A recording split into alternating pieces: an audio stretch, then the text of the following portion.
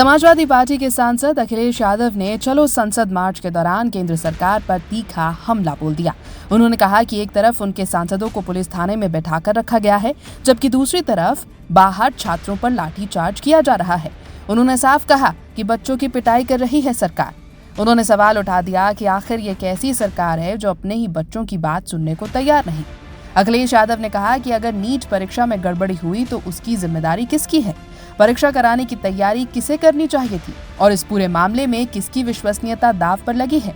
उन्होंने कहा कि सरकार खुद को विश्वगुरु बनाने की बात करती है और देश में अमृत काल होने का दावा करती है, लेकिन अपने ही मंत्रियों को जवाबदेह नहीं ठहरा पा रही है। उन्होंने कहा कि देश के युवाओं को ना रोजगार मिला, ना ही पर्याप्त अवसर। अगर युवाओं को समय पर नौकरी और रोजगार मिला होता तो शायद उन्हें आज सड़कों पर उतरकर प्रदर्शन नहीं करना पड़ता। उन्होंने कहा कि इस समय सबसे जरूरी बात यह है कि नीट के छात्रों को न्याय मिले और जो छात्र अपनी मांगों को लेकर प्रदर्शन करने आए हैं उनके साथ सम्मानजनक व्यवहार किया जाए। अखिलेश यादव ने कहा कि लोकतंत्र में विरोध प्रदर्शन लोगों का अधिकार है। उन्होंने महात्मा गांधी का उदाहरण देते हुए कहा कि आज पूरी दुनिया गांधी जी का सम्मान इसलिए करती है क्योंकि उन्होंने शांतिपूर्ण आंदोलन और विरोध का रास्ता दिखाया था। सांसद थाने में बैठाए हुए हैं और बाहर बच्चों की पिटाई करी जा रही है। ये कौन सी सरकार है? ये कौन सी सरकार जो सबका साथ सबका विकास की बात कर रही है? आप बच्चों की सुनना नहीं चाहते। सरकार है क्या अहंकार है आपके अंदर? ये अहंकार बोल रहा है। अगर सरकार होती तो सुनती, बच्चों की बात सुनती। और नीट एग्जामिनेशन अगर हुआ है और उसमें अगर ये धांधली हुई है तो उसके लिए जिम्मेदार कौन है? क्रेडिबिलिटी किसकी है? किसको ये तैयारी करनी थी? आप विश्व गुरु बनना चाहते हैं, दुनिया में आप कह रहे हैं अमृत काल है, लेकिन आपके मंत्री आप नहीं हटा पा रहे हैं। और आपके यूपी के मुख्यमंत्री ने आपके दिल्ली के ऊपर आरोप लगा दिया, एसआईटी बनाकर क्या तक की तैयारी कर दी कि मंदिर में चोरी हुई।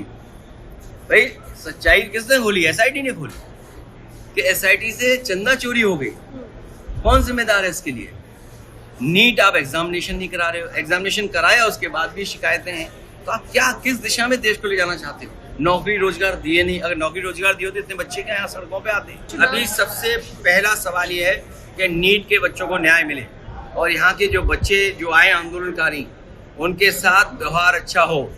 ये जो आंसू गैस, लाठी, करंट या पत्थरबाजी ये पुलिस कर रही है, ये व्यवहार करेगी पुलिस। सोचिए, जो व्यवहार पुलिस का है ऐसा तो अंग्रेजों ने भी नहीं किया। मंदिर को लूटना, विश्वविद्यालयों को बंद करना और छात्रों की ये प्रताड़ना, ये तो अंग्रेजों ने भी नहीं की हो। अंग्रेजों ने तो सुना है, अगर कोई धरना प्रदर्शन में बैठा है तो उसकी बात सुनी। इसीलिए गांधी आज दुनिया में पूजे जाते हैं। गांधी की तस्वीर प्रतिमा दुनिया में है, इसीलिए कि उन्होंने रास्ता दिखाया कि ये आंदोलन का रास्ता है। अगर शांतिपूर्ण ढंग से अपनी मांग को लेकर के बैठे, उनके साथ ऐसा व्यवहार आप करेंगे? बात करनी चाहिए सर सरकार को इन प्रदर्शन। सरकार को बात ही नहीं करनी चाहिए। और एक मंत्री को कितने दिन वहां रखोगे आप? क्यों एक जगह में बैठा के रखते हो? जब एक मंत्री एक जगह बैठता है तो अपने आदमियों को सेट कर लेता है और अपने आदमियों को सेट करने के बाद करप्शन बड़े पैमाने पर होता है। आप बदलते रहिए। लोहिया जी यही कहते थे ना, सरकार बदलनी चाहिए उसी तरह जैसे रोटी बदलती है। तो सरकार में बैठे हुए मंत्री तो बदले। और अभी तो सरकार सम्मानजनक, नहीं तो सम्मानजनक बदलाव सरकार का ना हो जाए कहीं। ये जो आंदोलनकारियों को हटा रहे हैं, कहीं सम्मानजनक विदाई सरकार की ना हो जाए।